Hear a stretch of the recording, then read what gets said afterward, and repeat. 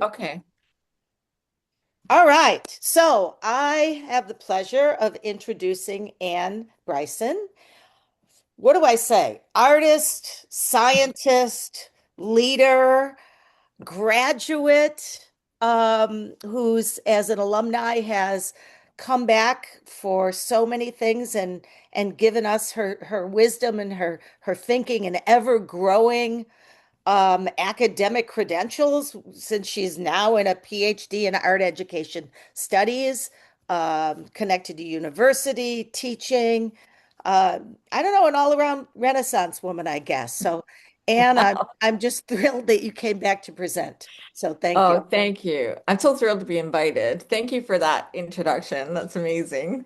Um, so welcome everybody. I am going to actually be covering an undergraduate art education course that I'm teaching right now, and I designed it and proposed it to the department, and luckily enough, they accepted it. And so I'm 10 weeks into it. It's a 12-week course, and I called it Creative Thinking Through the Arts.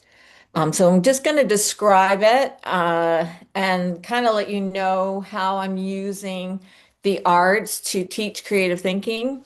And then at the end, we're going to have a little interactive exercise I designed for you just to kind of deepen that understanding of that connection. Before I start, I just want to let you know that every slide has a drawing from my sketchbook. And each drawing, like this one is an example, is a creative thinking exercise I do with myself. I try to do it every morning. I can't say I did it this morning. But I do try to do it every morning. And it's just something that I try to exercise within myself. And it's not about the drawing for me, it's about the creative thinking. Although the drawings end up being kind of fun too at the end. So let's get started. Just briefly, I am currently studying a PhD in art education, researching how art techniques teach creativity skills. And I'm looking at affective and cognitive skills, but I'm much more interested in the affective as I keep going. I've done a lot of research up to date now on drawing and cognition and drawing and affective skills as well. But I the reason I think I'm interested in the affective is that it seems to be less represented than the cognitive. There's a lot of research on cognition and arts. And I'm doing this in Montreal at Concordia University in Canada. I have a Master's of Science, so proud to say, of Creativity and Change Leadership. I also, just before that, I also got a Bachelor of Adult Education specializing in creativity. So I'm using that right now, teaching at the university level, because adults learn differently than children, and I'm happy I have that information. Long time ago, I got a bachelor degree in urban planning, and before that, a diploma in landscape architecture. So I come at this from a different perspectives. I have over 25 years in business as a leader, and I'm a professional artist, art educator, and creativity facilitator. That's a little bit about me. Okay, so this course it's a 12-week undergraduate course curriculum. We're going to go through it a little bit. I want to talk about the learning objectives. I want to talk about the creative pedagogy model I'm using and why I think it's super effective. I've developed a course map. I show it to the students every week as well, just to show where we're at on this course map. So I wanted to show it to you. And I pulled three assignment examples that give you an idea of what I'm asking the students to learn. And then we're going to go through an interactive exercise. Does anybody have any questions before we get started? No questions on the chat, Susan? No, I did just put in there questions can go in the chat and you're willing to Okay. answer them throughout. Yeah, thanks for saying that. Perfect. Okay, so this is an undergraduate course at the bachelor degree level. It's called Creative Thinking Through the Arts, something that I design. Um, and it's an art education department elective. So what that means is it's open to everyone, even though it's in the art education department. At the bachelor degree level, I have first year, second year, and third year students, and I have anywhere from like 18-year-olds to 40-year-olds, which is always very fun. It's 87 students, so it's a big hall that I teach in. And they're in art education, studio arts, so either painting, film, and music. And then there's business students, psychology students, and ecology students. It's just interesting. There's a real connection between ecology and drawing. So I think that's why I attracted them. 12 week, and each week it's a lecture, 2.5 hours long. So each week I have to create a 2.5 hour lecture format, which this is the first time I've ever taught in university.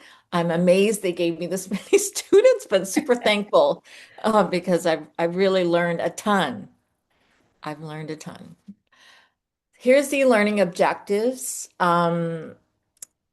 It's to define creativity and debunk creative myths. So I want everybody to start on the same level playing field to see what people think about creativity. It's interesting because the artists have a very different view of it than other people in other departments. And so I just want to make sure we were all on the same level playing field and to debunk these creative myths. Another objective is talking about habits of mind to develop creative intelligence. I know somebody is talking about creative intelligence tomorrow, I believe. Um, but it's really around this concept of habits of mind that you learn through practice. So we go through that a lot, and the concept of learning through art. So this is an art education perspective, learning art as process versus product outcome, which I think Dr. Kaufman talked a little bit about this morning, that you're really focusing on the process, and that's what I'm teaching them. I'm teaching future art teachers and future artists to focus on what you can learn through the process. So, And then, I'm sorry, when you're yeah, done, there is a question in the chat I'll share with you once you've gone through this slide. okay. Link, and then also linking creative skills with art skills. And in this context, I'm pulling from drawing and doodling. And yes, I'm calling doodling art skills. And you'll see why later. And because I'm focused on that, because I did a big study on drawing last year, and drawing is really seen as the most accessible art skill and at any level. And I sometimes think drawing is people are a little nervous when I say that word, so that's why I use doodling and using it as a cognitive practice. Okay, there's a question? Yes, Kyle had a question, and it's interesting because I think it focuses on the word lecture, which tends to Ah. make one think that you are professing. The question is, how do you square 2.5 hours of lecture with effective teaching? Yeah, very good question. That was my question too. With 87 students, like big, huge, auditorium. So what I've done, which I'm really happy seems to be effective, is I've broken it down. So I only actually talk for 30 minutes, 45 minutes maybe. And then I'll show a video. I try to find videos to support what I'm trying to say. And then and then I'm also try to get them to talk. So that's the big part of it. I try to account for at least 30, 45 minutes of discussion throughout. And then the last 30 minutes um, is I do a drawing exercise.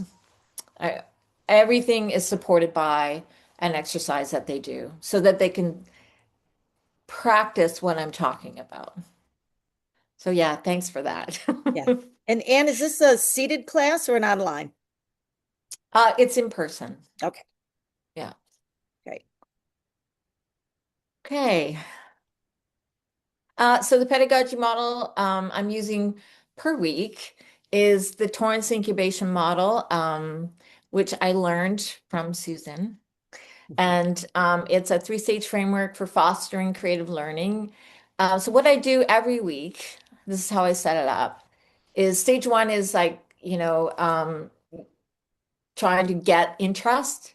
So I use a provocative quote. So I open the screen. The screen is massive. It's so huge. It's bigger than my walls. And there's this one big screen, and I always pull a quote to stimulate discussion. Sometimes I pull a quote that I know that they may not understand or agree with. And then right away I get some questions, and they get started talking and then try to understand like where is this quote coming from?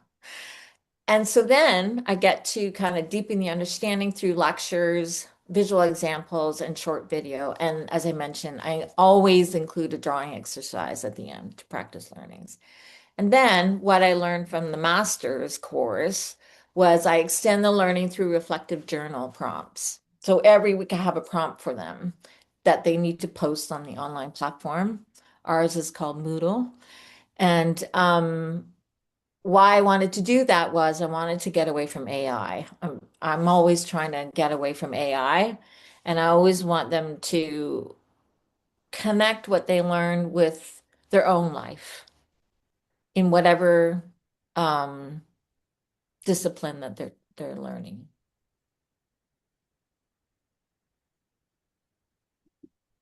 Okay, here's the course map. I love a map. And I pull this up every week. And this is just to show you how I break it down into segments.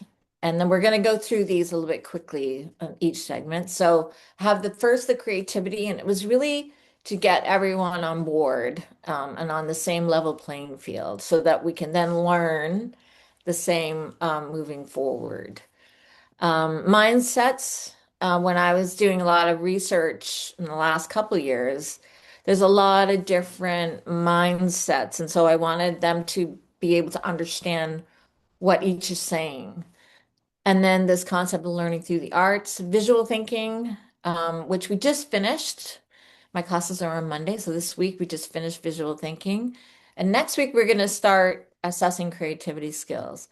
And what I love about this is they're all completely skeptical of the whole assessing creativity skills. So that really excites me because I know it means I have a lot that I can show them.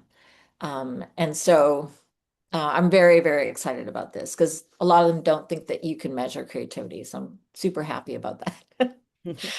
And then at the end, we're just going to wrap everything together and look at how can you set up art education to teach creativity skills? Or even how can you set up your own studio practice, whereas you are practicing creativity skills, which is what I do in my studio. Are there any questions?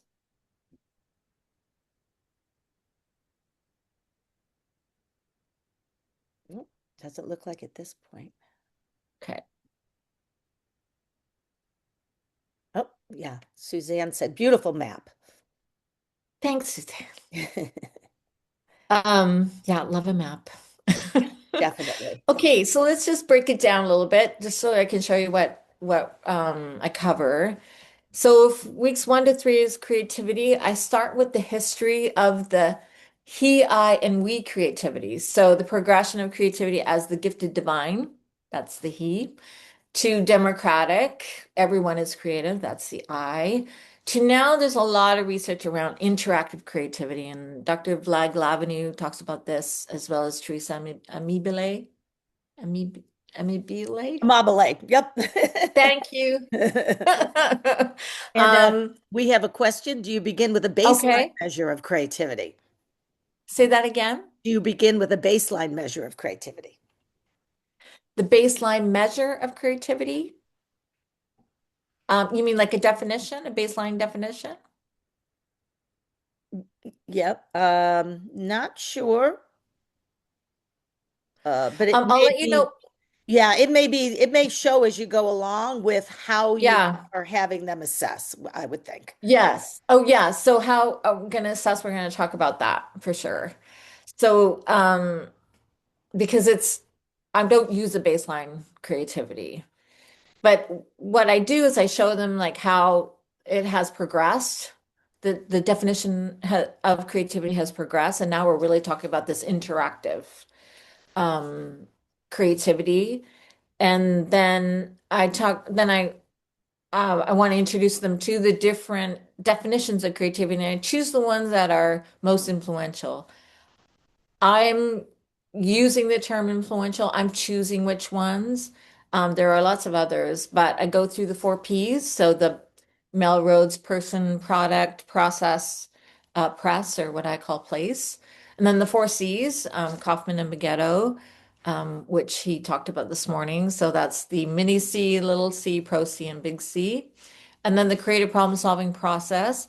And then this interactive system, which Dr. Glavenue speaks about.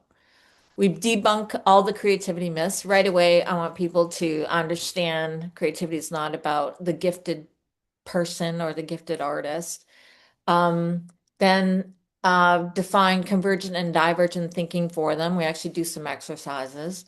And then define cognitive and affective skills. So with the cognitive and affective skills, this is really important because this is where what I'm going to use in the coming weeks on assessing creativity. I'm looking at how you can break it down into cognitive and affective skills. And I use Dr. Puccio's work in that book, Creativity Leadership. Yeah. Creative And I'm leadership. using, what's that? You got it. Creative leadership, skills that drive Great. change. That's the one. I've used that book a lot for this because that's my baseline, I guess, for creativity, and that's what I'm going to use for the assessing part. Does that address the question? We're going to go into more of the assessing. Yeah, and there's a couple around it, and it may not be the time to share, but looking at your students, how you measure their growth, is there a baseline or Good one. or their change in their belief or their actual change and expression of creativity through the I love process. it. Oh, what a great question. Yeah. Yes, yes, and yes are the answers. So I'm not measuring their creativity. I'm measuring or I'm assessing how they see creativity. And it's going to show in these assignments that I got them to do. I want them to see it in a certain way. I also want them, I always encourage dissent or people to disagree because that's where we get really interesting conversations, right? What is it that's stopping you from thinking in that way? And then at the end of this lesson, I'm always saying, do you buy this? Like, do you agree? Does this resonate with you? And then if not, then I address that to say like, okay, what doesn't resonate with you? And sometimes they come up with things that are like, oh yeah, okay, that makes sense. It's really getting them to see creativity in a certain way. I hope that addressed the question. So, mindsets and learning through the arts concept. This is weeks 4 to 6. So defined and differentiated between four popular creativity mindsets. This comes up in the literature a lot. This term called art thinking, and art thinking is really problem defining.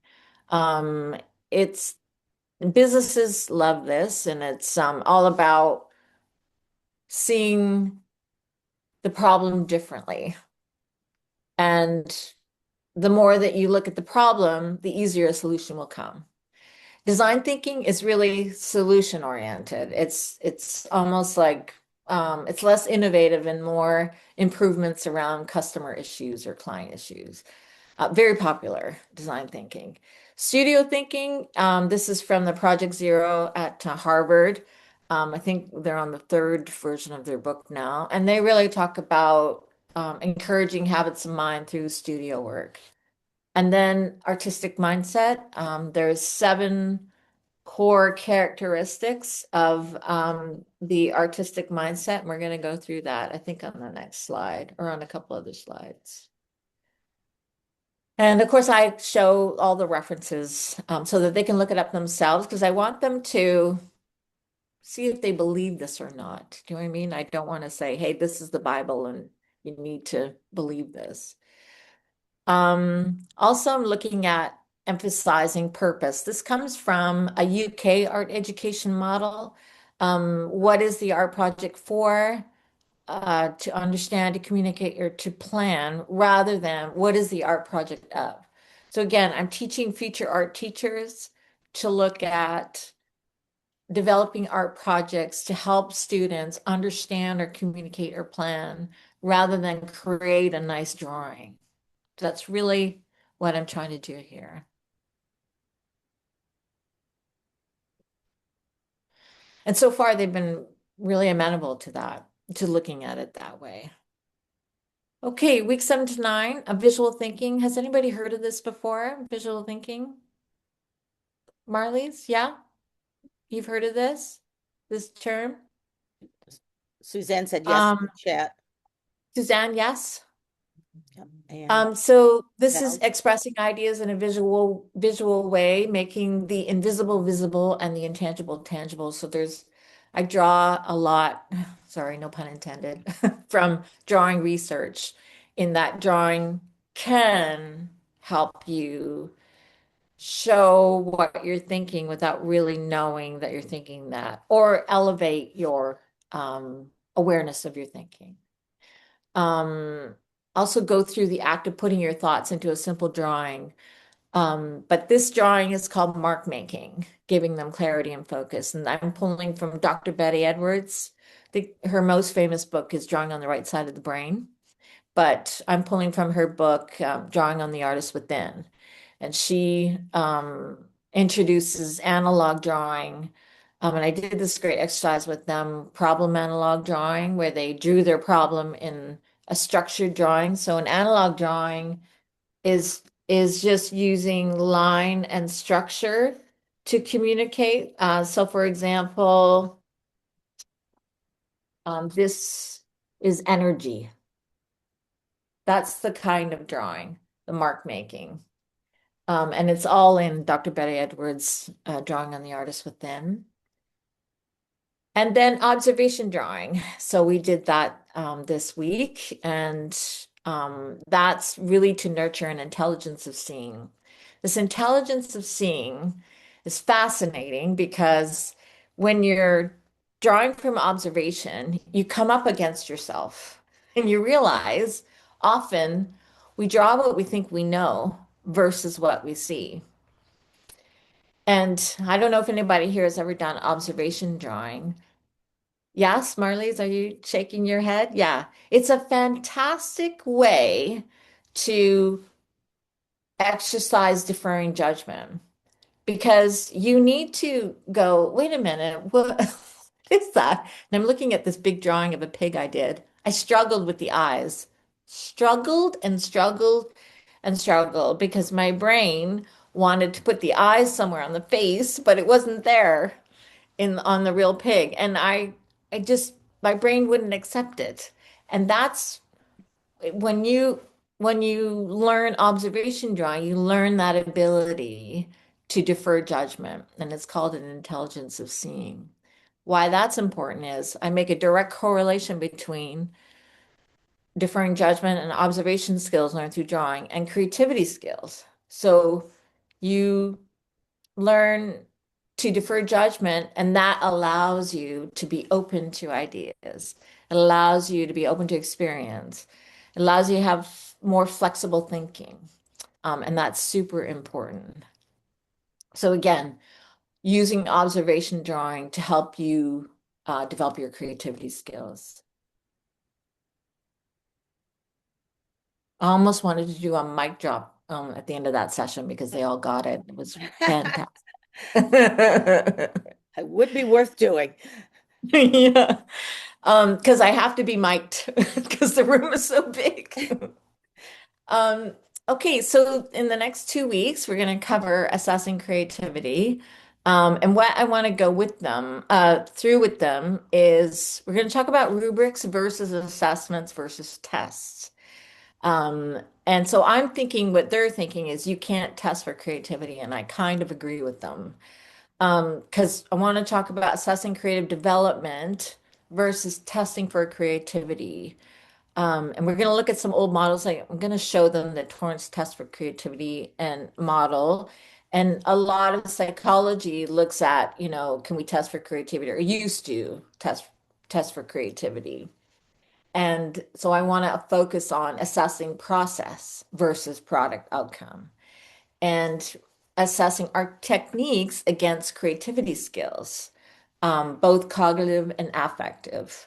And I developed a little exercise for us to go through that does just that, looks at, how can you connect those two and how can you assess? So I'm probably going to be using rubrics for this. Does anybody have any questions about this? Did I address the earlier question around There was a assessing comment that came in that wouldn't a contemporary version of that testing be for creative growth, measuring creative growth? creative growth? Yeah. Creative development, creative growth. Mhm. A modern version of the Torrance test of creativity. So I use that Torrance test for creativity for all different things, and I use it a lot in my class for just that, for creative development. Mhm. It's like learning to think more creatively, but as a development exercise, not as a you are creative or you're not. Does that address that comment? I think it does. He Yes. said, yeah. That thumbs up. Kyle said, yeah, Okay. he did. Okay, great. Great questions, Kyle. And then the last week, I want to kind of bring everything together and I will show them. So I've written three books already. One of them is called Drawing on My Imagination. I'm going to show it to them because I look at, as I said, I use drawing as a way to develop my creativity skills. I don't use it to develop my drawing skills. But what happens in the process is my drawing skills get developed. So I'm going to show them this book, and it's just a little book, and how each drawing exercise, I think I have about five or six of them, and how they're best positioned to teach creativity skills. So the whole point here is that art education is in a really good position to teach creativity skills. All of the tools are there. The drawing, the sculpture, it's all there. We just need to make that connection now with creativity skills. And this is what I'm doing with these future art educators. And this is what excites me so much. This is why I'm excited that the department um, decided to give me this course because they said this is what art education needs. So thrilled. And they all are open to it. They seem like, oh, wow, okay, cool, which is great. At least they're saying that to my face. Um, and connecting every single art exercise with the creativity skills, that being cognitive and affective.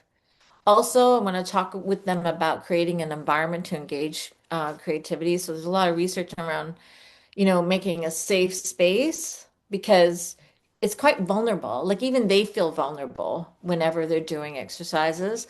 Some of them don't want to even share, which is fine. They don't have to.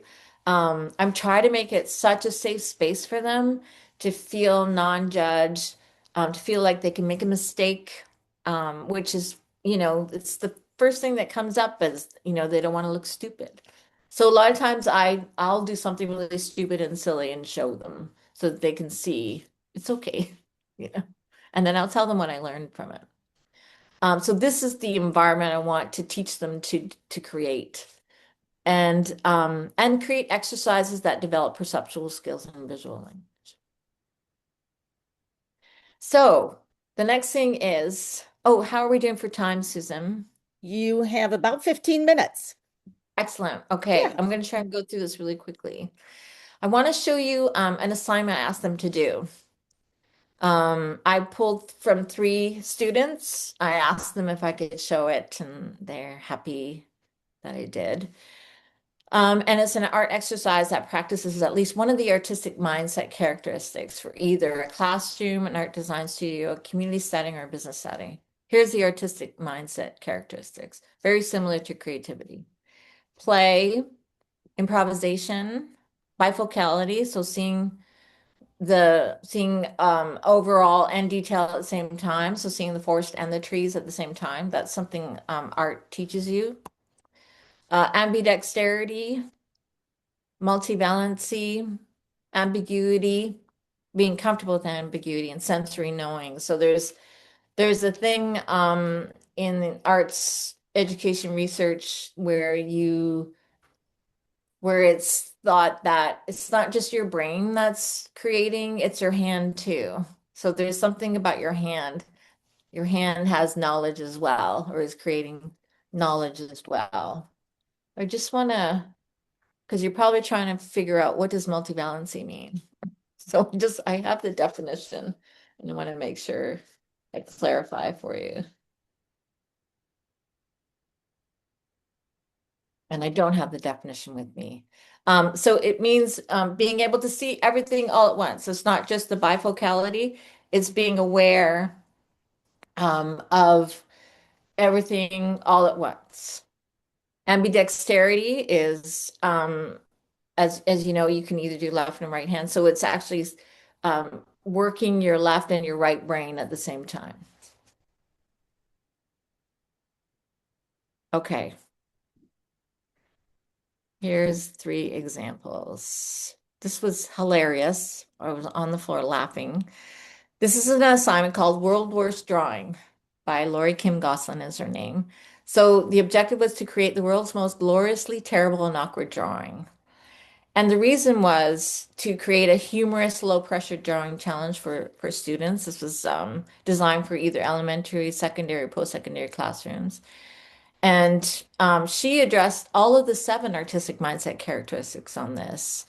And it was designed to challenge students' beliefs about what good art should look like and support risk-taking in a safe environment. Very, very important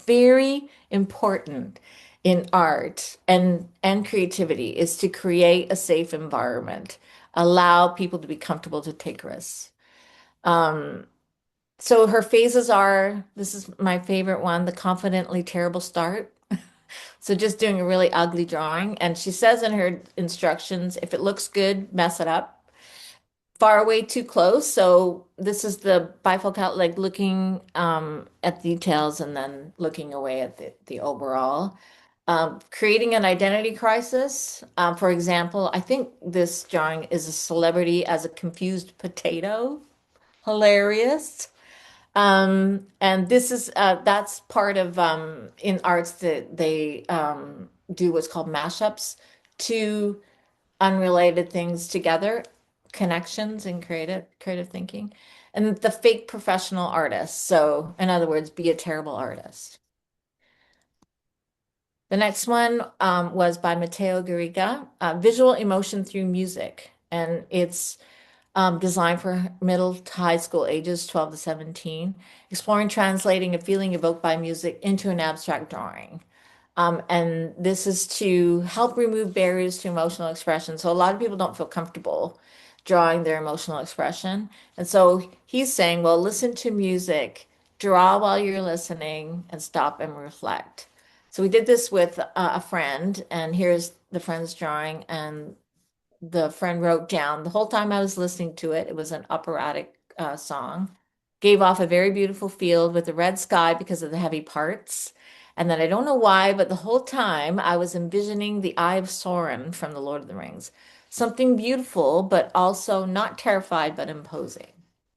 So this is so Matteo wants to be a music therapist after, so you can see he's already starting. And then Drawing Through Touch by Denise Gosh. This was interesting. She put an object in a plastic bag, got her friend to feel it, and then do the drawing based on the feeling. And this is where drawing serves as a visual record of sensory perception. This is the sensory knowing, developing the sensory knowing, and embodiment, like learning through touch.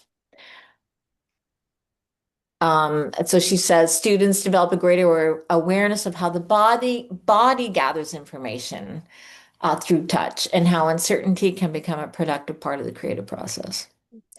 Very cool assignments, I thought. They all got A plus, that's for sure. Okay. Do you feel like doing this exercise with me? They look ready. Yes? Okay. I'm going to show you an art technique.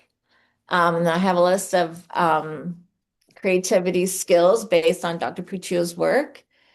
They're cognitive and affective. And you're going to match three skills with with each technique. Let me show you what I mean. Okay, and I'm going to explain these to you. So, an improv drawing, these are my drawings. So, an improv drawing, it's really teaches us to be comfortable with ambiguity, and it starts with no end result in mind. I just do a shape in pen, so I can't erase, and then just let one decision inform the next, and before I know it, something comes up. So in this drawing, I started with the arc, and then just kind of, and then the lines, and then this creature came out, and then I added a monkey. I don't know why. So, what do you think? And I want you to write in the chat three of the dominant creativity skills are practiced through this exercise. So, mindfulness is attending to thoughts, feelings, and sensations relative to the present situation. Dreaming to imagine as possible your desires and hopes, sensing gaps to become consciously aware of discrepancies between what currently exists and is desired or required. Playfulness, freely toying with ideas. Deferring judgment, checking your assumptions. Visionary thinking, so articulating a vivid image of what you desire. And contextual thinking, understanding the interrelated conditions around a circumstance. And ideational thinking is producing original mental images and thoughts responding to a challenge. Just write in the challenge in the chat which three you think are dominant with that exercise. Okay. Give him a minute. We've got one up there so far. Okay, so I can see so mindfulness, playfulness, contextual thinking. Okay, visionary, ideational, playful. Seems they could all be useful, but deferring judgment, sensing gaps, and playfulness. I figured out how to look at the chat, Susan. Okay, good. Mindfulness, playfulness, different. Okay, so a lot. My playfulness seems to be the current that runs through all your answers. Okay,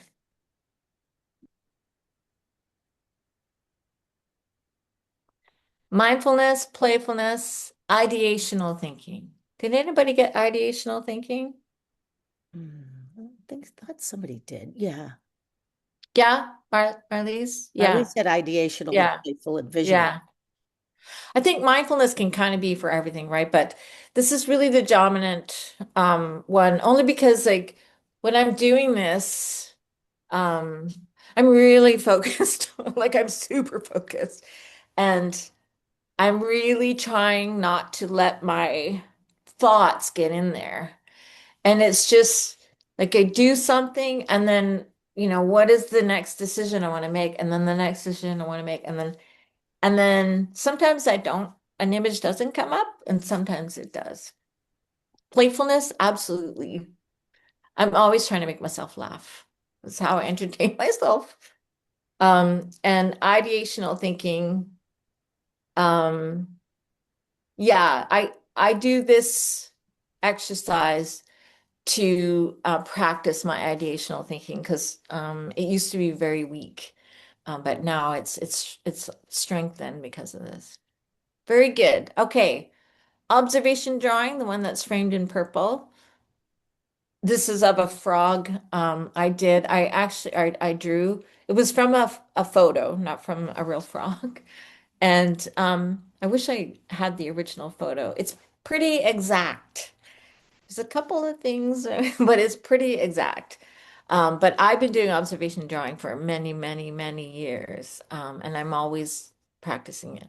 So what three skills that are dominant here do you think that are in practice?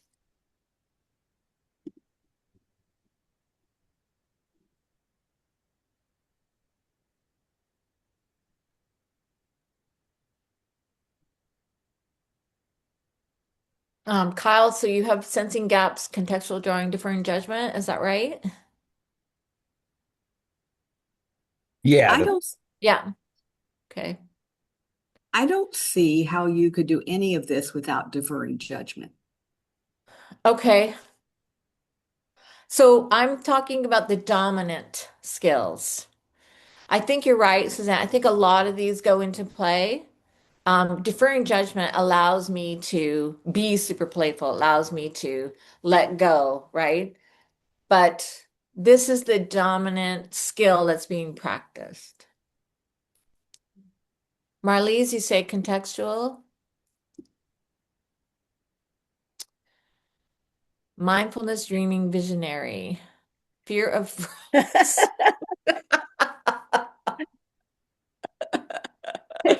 Very funny.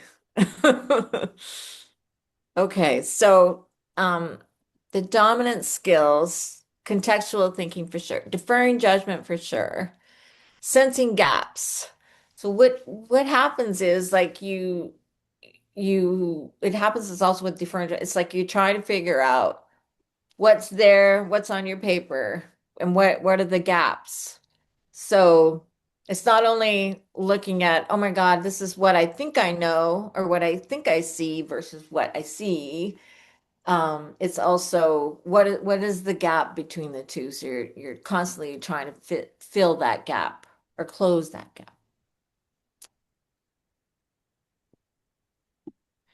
With process art, isn't mindfulness always present? I would say all of these are always present. What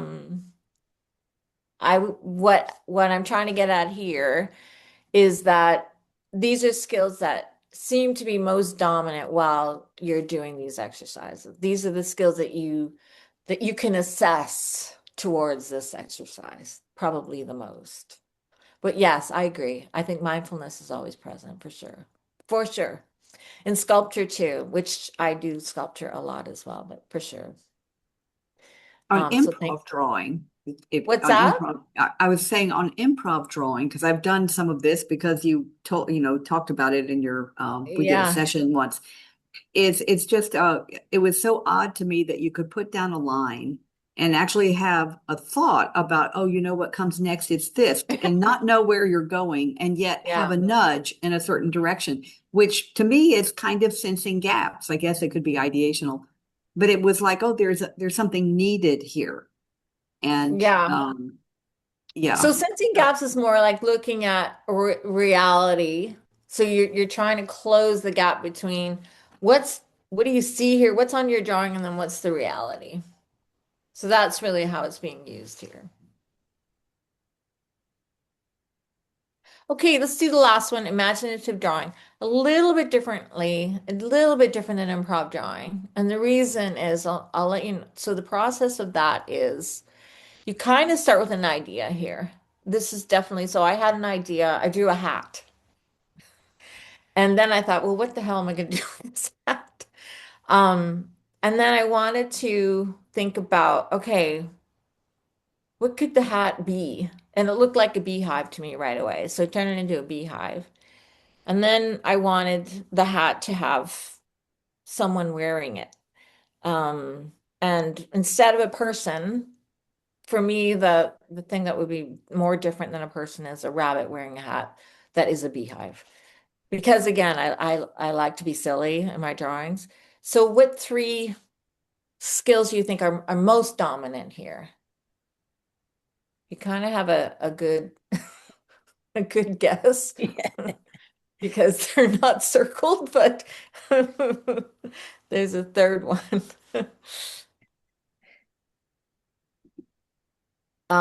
Kyle, visionary, dreaming, playfulness. Playfulness. Absolutely. Absolutely. So again, the dominant skill that you're practicing here is visionary thinking. Like what can you see? What can you imagine that's not there? This is one of the best ways to develop that. And I do that a lot because, again, I didn't have a great imagination before. I do now, but I practice it. Like, I really practice it. And it helps me to be imaginative elsewhere. Playfulness, always. I think that's a dominant theme for me. And dreaming. This is, a great way to practice the fact that I like to dream a lot. So thank you for participating in this. Do you have any other questions? We have time for a couple of Yeah, questions, Susan. yeah, we can do a question or two. Sure. Yeah. This is a drawing where I mixed, I started with a zebra's mouth and nose and then added a person's head to it. I thought, let me see what that looks like. It's kind of goofy, but does anybody have any questions or comments? There's one in the chat. The book title. Oh, can you offer your book titles? See if I can remember what they are. While she looks for her book titles, I just want to point out a couple things. Her students are lucky to be in her class, Oh, and not only for her skill, but you have to know the depth of scholarship in the field of creativity and in the field of art that Anne has, which is amazing. And so everything she's brought to you today is very grounded in scholarship, and I do appreciate that. yeah. Thank you. You're right. It is. And thank you for saying that. And So she's I working have, on her doctorate, so that's yeah. coming up. I can put the names of the books in the chat there. These I have Rufus's Quirky Neighborhood. I did this by unplugging my TV and my internet at home. Drawing on My Imagination and The Making of a Whimsical Sculptor. I could put those in the chat. And Kyle, you have a question? Oh, yep. are they on your website? They're on Amazon. Oh, okay. Okay. So yeah, put those in because let's see. We're just about it. Kyle, you have a question, Kyle? I do. I Okay. do. Because I don't, maybe I missed it, but I don't know if you covered it. In your Okay. class, like Yeah. one of Mihaly Csikszentmihalyi's like big thing for like creatives is, and this is super important in art, right? Like everyone's an artist, and then by like third to fifth grade, you're no longer an artist, right? So do you spend a lot of time working with your students on like how to protect their inner child, but even more importantly, like how to protect their students' inner child, especially like with if they're going on to like work with teenagers, right? Yeah. Where peer pressures and appearances are so high and the fear of failure. Mm. I mean, well, it's goofy, but like it's I astronomical. know. It is. It's terrible. This is why helping them learn how to create a safe environment is important. So I'm so glad you asked that question because I actually did research on it last year and I was amazed that the research says it's very simple that we, as children, they tend to draw what they know, not what they see, because their language is drawing up until they start to develop verbal. So they go straight to their visual language. But then they're learning verbal and literal language. That's where they're more comfortable expressing by the age of 10, 11, 12. And then that's when drawing's expectation change in that they think you need to be able to draw what you see. They don't learn to draw what they see. That's what observation drawing does. And so they get embarrassed because they then draw what they know, which is a wonky tree, versus what they see, which is a real tree. And so then they're too embarrassed because I think embarrassment is the main feeling while you go through as a teenager, right? It's all about being embarrassed. So this is why it's so difficult to show them. So in my class, I explained that at first and got everybody to draw a really embarrassing, stupid looking tree. So everybody was on that playing field. And then observe a tree and start with like the branch or like start slowly, but explain to them that this is why people stop drawing. This is why they stop creating. Did So that answer your question? I'm not sure I did. yeah, that's super cool, right? Like it's the kind of the transition from like realism to impressionism and then like into Yeah. abstract art, right? Like or Yeah. representational art, which Yeah. took thousands of years. But I hadn't ever thought of it as like being as a kid, it's you're fine with like representational art. But once you turn into a teenager, you're like, it has Yeah. to be picture perfect. Exactly. And that's what they get so tripped up on. That's what adults get tripped up on. And when I teach drawing as well, and I start with that. And this is why I like that, incredibly horrible idea or your horrible drawing exercise because it plays with that creating a safe space to learn how to draw. Everybody's terrified of drawing because you can't draw what you see. It's difficult. It's even I have a hard time. It's Yeah. difficult. And like that activity, you've like captured all of like Ron Bagetto's my favorite failure and all his work on failure into like, hey, we all suck. Let's do it. Like, how bad can we Exactly. suck at this? Yeah. I mean, the first thing I say in my drawing class is, I guarantee you, you're not going to create anything that can go into a museum. So don't worry about it. No Is stress. this the slide, Suzanne, that you Yeah. wanted to Yeah. see? Thank you so much. I Yeah. wanted to capture that. You want Yeah. to take a picture of it? Yeah, I did. Yep. Yeah. Yep. And Thanks. Cool. her video Yeah. will be available too. So Okay. remember that as well. Good. That Yeah. is brilliant. I just And love I that activity. on my on my LinkedIn, every week I post what I'm teaching the class. Yes. So I will Yes. post next week on assessment. I still, but every week I have to do research on it, so that's why I have to develop a 2.5 hour lecture every week. We know how Which is much very time fun. that takes to put one class together when you're Yeah. building it. Yeah. I'm having a ton of fun. Yeah. Is there any other comments or questions? Thank you. Did you enjoy it? Yes. Yes. Yes. Yeah. This was great. I did ask a question. I was Yeah. wondering, the artistic mindset Yeah. measure that you use, is that Magsman and Ross? No, I haven't heard of that. Okay. That is, have you heard of Amy Whitaker, Art Thinking? No. No. So she kind of coined the phrase, Amy Whitaker. If you look at her book, Art Thinking, the other resource I used was Lisa Phillips, The Artistic Edge. So she's an art educator and she talks about the artistic edge, and this is pulled a lot from there as well. Or Ah, the artistic mindset. I really like the artistic mindset because it really talks about you're creating a mindset. You're not creating a Picasso, right? I couldn't do anything museum worthy, even though I'm pretty good. Like, so it's really having fun and enjoying the process and hey, you get to also develop these amazing skills that you can apply elsewhere. How cool is that? and there's the name of the book in the chat, The Brain on Art. So this is Your good. brain on art? We can Yes. change Yes, yes, yes. different ones. Okay, All thank right. you.